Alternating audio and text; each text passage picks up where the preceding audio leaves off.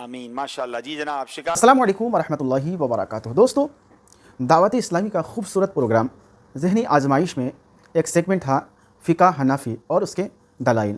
چلیے اس کے part number 3 کو سنا جائے. فقہ حنفی کے بارے میں سوال: کیا صدقہ فطر صرف غنی پر واجب ہے یا غنی و فقیر دونوں پر؟ اس سے متعلق امام اعظم ابو حنیفہ کا موقف دلیل کے ساتھ بیان کریں.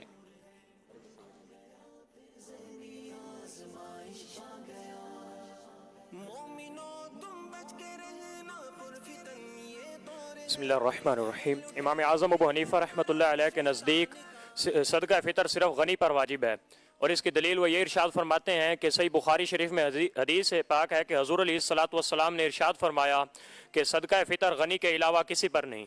جناب بخاری کی حدیث ہے، نبی پاک علیہ الصلوۃ والسلام نے ارشاد فرمایا غنی کے علاوہ کسی پر صدقہ فطر نہیں. تو اس کا مطلب امام اعظم کا موقف اس حدیث پر ہی ہے کہ صدقہ فطر صرف غنی پر یعنی مالدار پر واجب ہے، فقیر پر نہیں. جواب درست دے دیا ہے. رکوع و سجود والی نماز میں کہا لگانے سے وضو ٹوٹتا ہے یا نہیں؟ اس سے متعلق امام اعظم ابو حنیفہ رحمۃ اللہ تعالی کا موقف اور اس کی دلیل بیان کریں.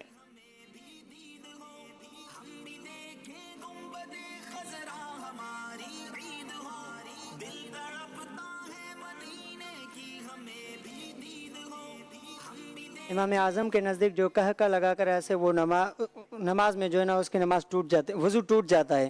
اور اس کی دلیل حضور علیہ الصلوۃ والسلام نے ارشاد فرمایا جو نماز میں کہا لگا کر ہنسے وہ نماز اور وضو کو دہرائے. جناب بہت سارے شاید ناظرین کو یہ مسئلہ نہیں پتا کہ اگر نماز کے دوران کسی کو ہنسی آ جائے اور وہ ہنسی یا کہا اتنی آواز سے ہو کہ وہ اپنے کانوں سے سن لے اور یہ نماز رکوع اور سجدے والی نماز ہے، نماز جنازہ وغیرہ نہ ہو، تو اب صرف نماز نہیں ٹوٹے گی، اس کا وضو بھی ٹوٹ جائے گا اور وضو اور نماز اسے پڑھنی ہوگی. جواب درست دے دیا ہے. اتنی آواز سے ہنسا کہ اپنے کانوں نے سن لیا، یہ مسئلہ ہے. اچھا یہ بتا رہے ہیں ہمارے مدنی اسلام بھائی کہ اتنی آواز سے ہنسے کہ اپنے کانوں نے سنا تو صرف نماز ٹوٹے گی، اور اتنی آواز سے ہنسے کہ اگر دوسرا قریب ہوتا یا دوسرے نے سن لیا تو پھر وضو بھی ٹوٹ جائے گا. اچھا جناب اگلا سوال: امام کے پیچھے مقتدی کا قرات کرنا کیسا؟ اور اس سے متعلق امام اعظم ابو حنیفہ رحمۃ اللہ تعالی کا موقف دلیل کے ساتھ بیان کریں.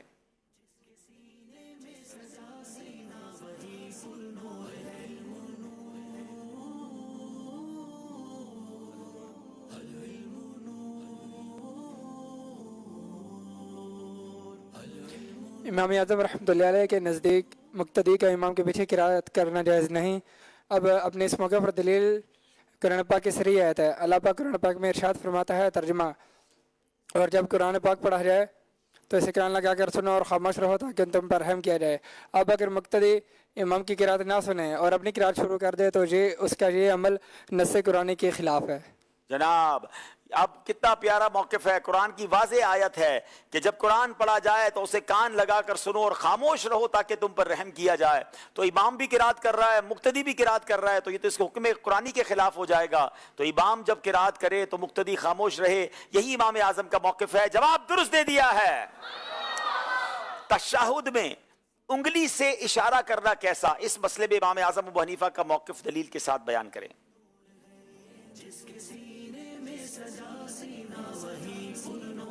امام اعظم رحمۃ اللہ تعالیٰ علیہ کے نزدیک تشہد میں لفظ لا پر انگلی اٹھانا اور لفظ اللہ پر انگلی رکھ دینا یہ سنت ہے. اور اس کی دلیل سنن ابی داؤد میں صحیح درجے کی حدیث پاک ہے کہ حضرت عبداللہ بن زبیر فرماتے ہیں کہ حضور علیہ الصلوۃ والسلام تشہد میں انگلی سے اشارہ کرتے تھے اور انگلی کو حرکت نہیں دیتے تھے. انگلی کو حرکت نہیں دیا کرتے تھے، تشہد میں انگلی سے اشارہ کیا کرتے تھے، اور یہی نبی پاک کی سنت اور امام اعظم کا موقف ہے. جواب درست دے دیا ہے.